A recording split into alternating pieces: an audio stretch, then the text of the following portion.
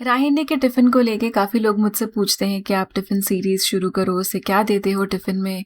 तो मैंने सोचा कि एक-एक करके ऐसी रेसिपीज़ मैं आपके साथ शेयर करूँ और ऐसी ही है आज की ये रेसिपी। तो इसके लिए मैंने सबसे पहले लिए हैं पोहे। तो जो हम तड़के वाले पोहे बनाते हैं महाराष्ट्रियन स्टाइल मोटा वाला पोहा, वो ये है जो छाना हुआ है। अब इसे 2 से 3 बार मैं वॉश करूँगी और उसके बाद एक्स्ट्रा पानी जो इसमें है इसे निकाल कर ऐसे ही इसे रख दूँगी। तो जब तक पोहा भीगेगा हम बाकी की चीज़ें करेंगे। तो आज जो मैं ये चीज़ बना रही हूँ ना, ये हमारा बेसिक जो चीला होता है उसका ही एक प्रकार है, लेकिन ज़्यादा न्यूट्रिशियस। अब साथ ही में मैं सोया ग्रैन्यूल्स को बॉईल कर रही हूँ, जिसके लिए मैंने पानी यहाँ पर रखा है। पानी उबलने के बाद इसमें सोया ग्रैन्यूल्स मैं डाल रही हूँ। वैसे तो मैं सोया चंक्स जो बड़े वाले होते हैं वो भी यूज़ करती हूँ, पर मैंने सोचा कि इस रेसिपी के लिए छोटे वाले ही अच्छे हैं, तो 3 से 4 मिनट इन्हें बॉईल करके अब मैं ठंडा होने रख दूंगी। साथ ही मैं अब तैयार कर रही हूँ मैं कुछ वेजिटेबल्स। अब मेरा बेटा तो ऐसा है कि बड़ी बड़ी सब्जियां दिख गई तो नहीं खाता, उसे चाहिए फाइनली चॉप्ड चीज़ें या फिर एकदम पतली जो स्लाइसेस होती हैं, जुलियंस होते हैं, वैसे उसे चाहिए होते हैं। घर पर हरा प्याज भी था तो मैंने सोचा हरा प्याज भी डालते हैं, इससे एक अच्छा फ्लेवर आता है, कलर आता है। अभी जो सोया ग्रैन्यूल्स हैं ये भी ठंडे हो चुके हैं, तो इन्हें निचोड़ कर अब मैं एक बोल में डाल रही हूँ। अब सोया ग्रैन्यूल्स के बाद इसमें मैं डाल रही हूँ कटा हुआ टमाटर, कटा हुआ प्याज, हरा प्याज और मिर्च। तो मिर्च मैं नॉर्मली लाल डालती हूँ क्योंकि मेरा बेटा जो है वो तीखा नहीं खाता और लाल मिर्च में मुझे ज़्यादा अच्छे से समझ में आता है कि कितना तीखा बनेगा। पर अब इस हरी मिर्च का भी मुझे ज़रा अंदाज़ा था, तो एकदम बारीक चॉप करके मैंने डाली है। अब इसमें मैं डाल रही हूँ भिगोए हुए पोहे और साथ ही में बेसन। तो यहाँ आप देखेंगे कि बेसन और पोहा जितना है उससे ज़्यादा इसमें सोया चंक्स और सब्जियों का कॉम्बिनेशन है। ज़ीरा डालना भूल गई थी, वो थोड़ा सा मैंने डाल दिया। अब पानी डालकर इसका एक मैं बैटर बना रही हूँ। तो ये जो बैटर है, घोल है, बहुत ज़्यादा पतला नहीं चाहिए, बहुत ज़्यादा गाढ़ा नहीं चाहिए। और आखिर में अब मुझे समझ में आ रहा है कि बैटर कितना है, तब मैं नमक डाल रही हूँ।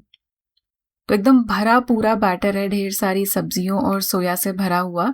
इसे ज़रा 5-7 मिनट कम से कम मैं रख दूंगी, 10 मिनट भी रेस्ट करने रख सकते हैं।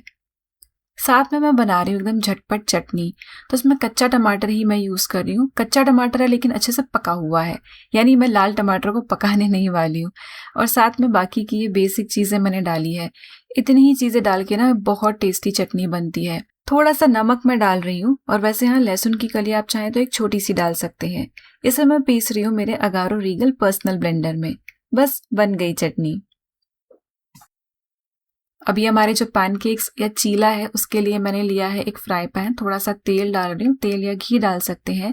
फिर इसे आपको थोड़ा मोटा बनाना है या पतला, वैसे आप करें। धीमी आंच पर कुछ देर इसे ढक कर पकाएं ताकि अंदर तक बेसन और सब्जियां पक जाए। अब पलट पलट कर इसे पका देंगे। अब ये जो मैंने चीला बनाया है इसमें मैंने सोडा नहीं डाला है, आप चाहें तो एक चुटकी भर जो सोडा होता है वो भी डाल सकते हैं। तो बस इसी तरह से ये सारे के सारे मैं चीले बना रही हूँ।